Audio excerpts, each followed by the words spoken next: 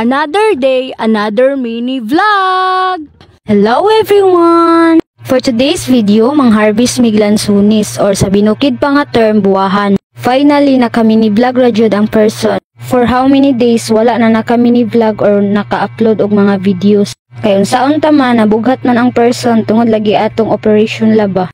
Ang resulta, nabughat hinuon. Lahi ra ba sabjud ko mabughat kay isa ka semana or tag duha ka semana ay maulian. Pero karon kay naulian naman unya nakauli sab ko sa lugar sa akong bana. Aw nakahigayon na jud og mini vlog or video. Ug kay nang hanggat man sab akong bana nga mang-harvest lagi daw kuno mig lansunis kay para daw namo ugma inig uli sa almoa sa Kabanglasan.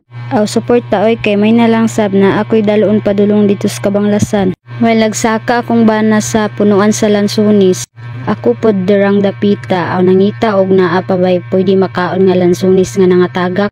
Kay nakakita mag-isa aw gitilawan ako tamis man jud ni nga lansunis. While nagsigi kog kaon diri lansunis, sipon mag-istorya sa ako ang mother-in-law. Kay basta talagsa ra magkita aw daghan-daghan jud nang hisgutan nga mga istorya.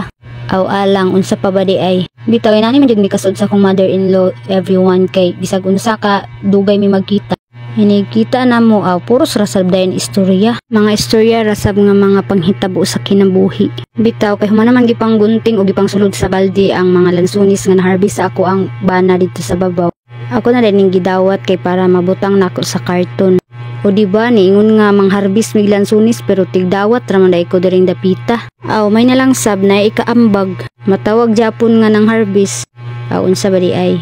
Ug na rin Kuya GL dirang dapita nagsigi og sinamok. Kay mamunit man pud daw lagi daw na siya sa mga lansunis nga nangatagak. Diring dapita ginahina jud nako na og pangbutang sa karton kay mao man pud ang instruction sa nagsaka. Kay para kuno dili mabungkag or kailangan jud daw ma-organize. Ay malahi ra jud niya akong bana Kay bisag lansunis kailangan jud i-organize or dapat kinayon kay para kuno dili mga pupo tanan. Aw musunod na lang ta kay wala ba ta ka-experience nga unsaon pag-harvest or pagdala sa laing lugar sa lansunis. Kay para man sad daw kuno dili na mga lata og dali. Ug para dugay sa dayon malata ang uban koy kung pupo man daw kuno basta dili na pagka-harvest. Dali ra daw malata. Ang resulta dili tanan makaon. Aw inana day na now I know. Unsa ba di ay ang nabalaan ramang gud nako basta kay isulod lang sa karton aw pites na Kani laging walay hanaw kung unsaon pag-harvest sa mga tanom. Pangkaduha na dayon ni nga gitunor sa ako ang bana nga iyang na-harvest gikan dito sa punuan. Isa ra gani ni kapunuan ang iyang giharvestan pero daghan jud kay bunga. Samot nagurog dito sa ubos nga mga tinanom ni Nanay Piping nga gihatag sa iyaha. Wala para ba daw to na-harvestan. Aksyon akong kabalaka diri kay dapat ra ba jud daw punon ang isa ka karton og lansuni. Mag-commute ra ba mi inig uli ugma. Bugat jud kaayo ni ba. Pero may gani isa ra ka karton ang ipadala nga lansunis. Kay ang plano unta sa akong bana duha ka karton.